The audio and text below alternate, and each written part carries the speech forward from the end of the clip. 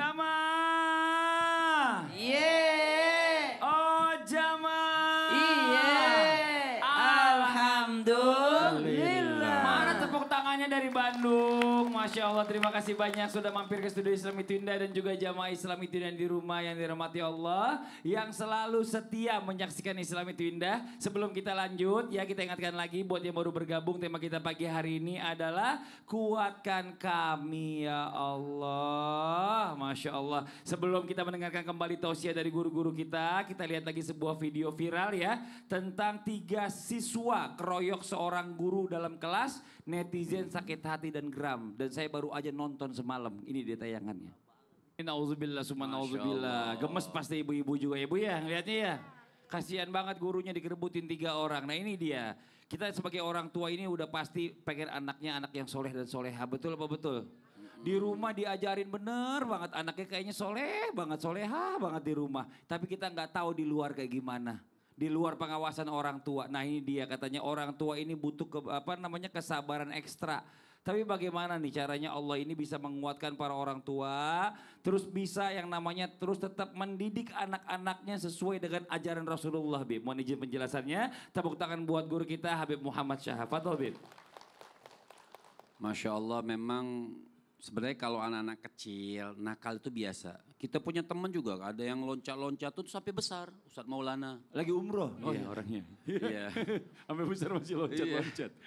Artinya Masya Allah kalau dari pelajaran kecil makanya anak-anak itu dikuatkan dasarnya dengan agama. Kalau dalam kita dulu mondok itu ada namanya akhlak lil benin. Kitab Masya Allah namanya akhlak buat anak-anak. Ala Rasulullah, makanya mendidik dengan caranya Nabi SAW di dalam kitab tersebut diibaratkan apabila kita mendidik anak-anak itu dimulai dari kecil. Diarahkan seperti ibarat seseorang ingin menanam pohon kelapa. Di dalam ibarat kitab tersebut ingin menanam pohon kelapa. Apabila ingin pohon kelapa tersebut tumbuhnya lurus dan bagus maka dirawat dari kecil. Di samping-samping pohon kelapa tersebut ditancapkan bambu-bambu diikatkan dengan pohon tersebut supaya apa? Membantu pohon tersebut lurus tumbuh dengan bagus. Maka dari kecil dirawatnya. Diibaratkan juga apabila pohon kelapa tersebut tidak dirawat seperti itu tumbuhnya akan miring. Apabila dia sudah dewasa atau apabila pohon tersebut sudah tumbuh besar dan dalam keadaan miring, ingin diluruskan akan patah, bukan lurus. Begitupun anak-anak, mendidik akhlak seorang anak dimulai dari kecil. Jangan kita diamkan, oh masih kecil, hingga tumbuh dewasa, tidak dididik dengan akhlak sesuai dengan akhlaknya baginda Nabi besar Muhammad Sallallahu Alaihi Wasallam. Apabila dewasa ingin diluruskan akan membangkang. Begitupun pohon tadi kan apabila diluruskan akan patah. Begitu juga anak-anak kita. Makanya Al-Imam Ghazali beliau mengatakan wa'lam anna tariqa fi riyadatis sibyan min ahammil umur wa aukadiha. Maka kata Al-Imam Ghazali alaihi rahmatullah radhiyallahu ta'ala anhu warda, beliau mengatakan wa'lam, ketahuilah. Berarti kalau sudah ulama bilang ketahuilah, itu hal yang sangat penting. Wa'lam, ketahuilah Pak, anna fi riyadatis sibyan, bahwasannya mendidik kita punya anak-anak. Kalau tadi kan kita Masya Allah video hati kita ikut terasa tidak enak, ikut sakit. Apalagi seorang guru. Bahwasannya mendidik anak-anak ini min ahammil umur wa ukadiha. Artinya mendidik anak-anak itu sesuatu hal yang sangat terpenting buat kehidupan. Jadi mendidik anak agar menjadi tumbuh dewasa dan bagus itu hal yang sangat penting. Kenapa? Seperti apa yang disampaikan oleh Ustadz Syam tadi, Imam Ghazali mengatakan kenapa?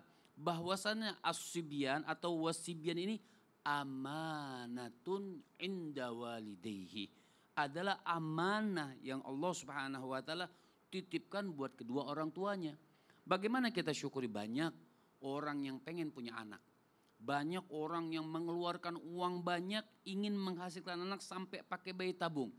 Tapi ini anak sudah dititipkan oleh Allah Subhanahu wa taala, kita tidak jaga dan diarahkan sebaik-baiknya. Apabila ini anak tidak diarahkan sebaik-baiknya, maka naudzubillah min dzalik akan bergaul dengan narkobanya, minum-minuman keras. Benar, itu ngeri kan? banget ya. Berzina. Nauzubillah min dzalik. Akan menimbulkan akhlak sayyi'ah, akhlak yang buruk. Jadi kita sebagai orang tua ini kasih bekal terus aja ya Bib ya. Harus Kasih bekal Apabila terus. sudah kita kasih bekal, sisanya tawakal kepada Tawakal, Allah. tapi tetap mengingatkan, Harus. nggak boleh bosan. Betul. Masya Allah. Makasih banyak Bib, jazakallah khair Baik. ilmunya. Tepuk tangan buat guru kita Habib Muhammad Syahab. Jamaah. Saya mau panggil Ustadz Syam nih. Wah Ustadz Syam coba bawa mic juga buat jamaah nih dia nih. Kenapa, hari ini Mas saya mau Fadli? kasih kesempatan Ustadz Syam untuk bertanya sama jamaah. Oh, Tapi gitu. sebelumnya kita masuk dulu ke segmennya Ustadz bertanya. Kami menjawab. Oke. Berarti kita yang pilih jamaahnya. Pilih jamaahnya Ustadz Syam. Sebelah kiri kita atau sebelah kanan kita atau sebelah kiri? Boleh Ustadz Ustadz Syam bebas. Mau yang mana? Siap. Ibu siapa yang mau bertanya? Yang mau ditanya, bukan mau bertanya. Siapa yang mau ditanya kalau ini? Siapa yang mau menjawab? Iya. Oh, banyak juga. Tadi saya mau bertanya saya mau menjawab enggak katanya. Saya mau nunjuk ibu yang di atas biar Oh, di ibunya atas, seger. Ibu. boleh. Ambil Biar bu. seger. Nih bu, ambil bu. Bu takut Cepet, amat Bu. pegang Takut mic. amat. Bu, ini mic bu, ambil bukan Bu. macan. Ditanya Ya Allah, doang. Ibu, iya. Subhanallah. Ibu berdiri bu, namanya siapa? Berdiri, Perkenalkan. Bu, Ibu boleh berdiri. berdiri bu. Ya berdiri, Berdiri. ya Allah malu-malu amat si Ella. Ayo, Ibu namanya siapa? Perkenalkan dirinya dulu. Bu Yaya. Assalamualaikum gitu dong. Assalamualaikum warahmatullahi wabarakatuh. Waalaikumsalam warahmatullahi wabarakatuh. Namanya ibu siapa? Bu Yaya. Dari mana? Cigentur Majalaya. Dari Cigentur Majalaya Bandung ya bu ya. Oh. Majelis Taklim. Mul Barokah. Oh Kamu Al-Barokah. nanya apa Ustaz Syam sama Ibu dalam rumah tangga pasti kita butuh nafkah ya bu ya. Dikasih sama suami terus mengaturnya itu pusing atau enggak bu? Enggak, katanya gitu ya. Gimana ibu berdiri bu? Ya Nih, Allah Bu. duduk lagi nih belum duduk. Tiba-tiba suami ibu ngasih nih 100 juta atur pusing enggak? Enggak. Oh, enggak. Oh enggak. 100 juta mah gampang Kagak ya? ngaturnya. Coba. Yang susah nih bu, 100.000 buat 2 bulan. Pusing enggak bu? Pusing baru. Ibu mah bisa senyum aja ibu. Kayaknya ibu gak pernah pusing deh. Gak pernah deh kayaknya. Subhanallah. Alhamdulillah rezekinya bagus. Makasih banyak ibu. Tepuk tangan dong buat ibu Yaya. Masya Allah. Boleh kita minta mic-nya lagi. Silakan izin penjelasannya Ustadz Syam. Baik, terima kasih Mas Fadli, Ibu Yaya, seluruh jamaah guruku, Habib Nabi Ustaz Habib Muhammad serta guru-guru kami yang belakang Allah Subhanahu wa taala. Al-Qur'an surah At-Talaq ayat 3. أعوذ بالله من الشيطان الرجيم Allah. ويرزقه من حيث لا يحتسب ومن يتوكل على الله فهو حسبه إن الله بالغ أمره قد جعل الله لكل شيء قدرا. Sebenarnya ayat 3 ini bersambung dengan akhir ayat yang kedua. Wa may yattaqillaha yaj'al lahu makhraja, baru disambung wa yarzuqahu min haitsu la yahtasib. Orang yang bertakwa kepada Allah, Allah akan kasih solusi dari setiap permasalahan dan Allah akan berikan rezeki dari jalan yang tidak ia sangka-sangka. Lalu bagaimana menguatkan diri ini? Kuatkan kami ya Allah ketika semua harga serba mahal. Kemudian lapangan pekerjaan sedikit sulit, maka minta kekuatan sama Allah Subhanahu wa taala. Kalau doanya Nabi Musa alaihi salam, ya Rabb Rabbi inni lima anzalta ilayya min khairin faqir, dalam surah Al-Qasas ayat 24, ya Allah benar-benar aku butuh pertolonganmu ya Allah, kebaikanmu ya Allah, karena aku ini benar-benar fakir. Kira-kira di zaman Nabi Musa alaihissalam udah susah belum cari pekerjaan? Kayaknya pekerjaan tanah luas ya bu ya, ladang banyak. Tapi Nabi Musa alaihissalam udah minta sama Allah, ya Allah saya ini benar-benar butuh. Nih kadang-kadang kita Sedangkan di akhir zaman ini pekerjaan sulit, harga mahal, lupa berdoa sama Allah. Kadangkala habis sholat, Assalamualaikum warahmatullahi wabarakatuh, buru-buru keluar, buru-buru pergi. Padahal itu adalah waktu di mana sangat diijabahnya doa. Minta sama Allah Subhanahu wa taala. Karena yang menentukan rezeki kita adalah Allah Subhanahu wa taala. Jadi kalau pengen dikuatin, kuat-kuatin doanya. Kuat-kuatin takwanya kepada Allah Subhanahu wa taala. Kita mau mengandalkan akal kita, banyak yang lebih pintar. Kita mau mengandalkan fisik kita, banyak yang lebih kuat. Kita mau mengandalkan apa? Koneksi kita, banyak orang yang lebih luas koneksinya. Harus double. Betul. Orang yang cuma doa doang nggak mau kerja, orang Benar. malas namanya. Orang yang kerja doang nggak mau Tanpa doa, doa, orang sombong sombong. namanya. Nauzubillah min dzalik. Siap. Makasih banyak Ustaz Sama-sama, Syam. Bang Fadli. Tepuk tangan buat Ustaz Syam. Masya Allah, jamaah. Tadi kita udah kasih kesempatan Ustaz Syam nanya sama jamaah. Sekarang kita kasih kesempatan jamaahnya yang curhat. Woi Masya Allah. Kita masuk dulu ke segmennya. Curhat dong Ustaz. Iya, kami curhat. Masya Allah. Oke, yang mau curhat boleh silakan angkat tangannya. Yang mana? Oh ini dulu ibu yang deket dulu boleh ya. Ibu boleh maju ke depan ibu. Masya Allah. Punten ibu ke sini. Masya Allah. Silakan ibu. Perkenalkan dirinya dulu ibu namanya. Bismillahirrahmanirrahim. Assalamualaikum warahmatullahi wabarakatuh. Waalaikumsalam warahmatullahi wabarakatuh. Perkenalkan nama saya Ai Maryati dari Majlis Taklim Al Mubarokah, Kampung Cigentur, Desa Kampung Cigentur, Majalaya, Kabupaten Bandung. Tepuk tangan dong buat Ibu Ai. Ibu Ai mau curhat apa nih Ibu Ai ini? Boleh, boleh sama siapa? Ada Habib Nabil dan juga Habib Muhammad. Boleh, Ibu curhat dulu aja nanti kita panggil beliau. Silakan Ibu. Saya pernah menikah 3 kali. Hah, banyak amat Bu. Udah meninggal. Oh udah meninggal. Yang pertama udah meninggal. Meninggal. Terus Ibu nikah lagi. Kedua meninggal. Meninggal juga. Terus sekarang yang ketiga.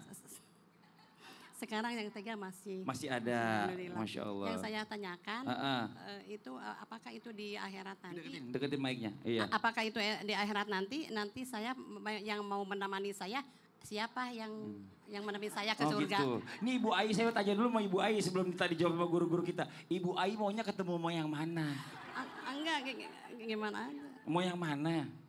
Pasti ada ya Ibu Ai malu-malu. Mau Ibu Ai pengennya mau yang mana? Enggak, yang menemani saya ya nanti di akhirat di surga siapa gitu. Ya Ibu Ai maunya ya siapa? Siapa aja? Siapa aja? Siapa aja? Enggak. Yang maunya? Yang pertama aja. Yang pertama kenapa? Ya. Nah itu yang pertama banyak anak 5. Oh banyak, gara-gara banyak anak dari dia 5? Ya. Kalau yang kedua, yang ketiga enggak. Enggak, Udah gitu. tua. Coba kita panggil guru-guru kita dulu Habib Nabil, punten Habib. Habib Muhammad boleh. Nah ini Habib Nabil dijawab dulu mungkin Bib nih. Mohon izin nih Bib. Kira-kira nih yang mana? Ibu sih pengennya ketemunya sama yang pertama. Cuma nggak enak sama yang ketiga masih ada. Takut dimarahin yang Takut ketiga. dimarahin. Ya baik. Saya kesini deh. Iya ibu yang bertanya Masya Allah mudah-mudahan Allah berikan rahmat. Kemudian Habib Muhammad dan juga Ustaz Syam. Jadi kaitan dengan tadi mana? Para ulama beda pendapat menjadi 4 pendapat. Yang pertama Sayyidina Abu Bakar As-Siddiq itu pernah berwasiat kepada putrinya Sayyidatina Asma binti Abi Bakar As-Siddiq radhiyallahu anha wa ardhaha. Kata Sayyidina Abu Bakar, ya wahai Asma, nanti jaga karena yang pertama kali menikah denganmu itu maka dia akan menjadi suamimu, yaitu Sayyidina Zubair ibn al-Awwam radhiyallahu an. Itu yang pertama. Pendapat yang kedua adalah menyatakan yang nanti bersama kita adalah yang paling kita cintai. Itu berdasarkan hadis diriwayatkan oleh Imam At-Tabrani. Pendapat yang ketiga menyatakan siapa yang menemani kita adalah suami yang paling baik akhlaknya. Ya, itu juga pendapat yang disampaikan oleh beberapa para sahabat. Ya, kemudian pendapat yang keempat yang terakhir menyatakan adalah suami yang terakhir. ini didukung oleh hadis yang diriwayatkan oleh Huzaifah ibnul Yaman, kemudian oleh Abu Darda, ya, dan juga sebagian ulama seperti Ibnu Katsir menyatakan kenapa Nabi Muhammad SAW itu tidak Allah melarang untuk istrinya menikah setelah beliau wafat, karena nanti akan bersama dengan suami yang terakhir. Kalau nikah lagi dengan yang lain, bisa jadi nanti dia nikah dengan atau di surganya dengan yang lain. Jadi itu ada 4 pendapat.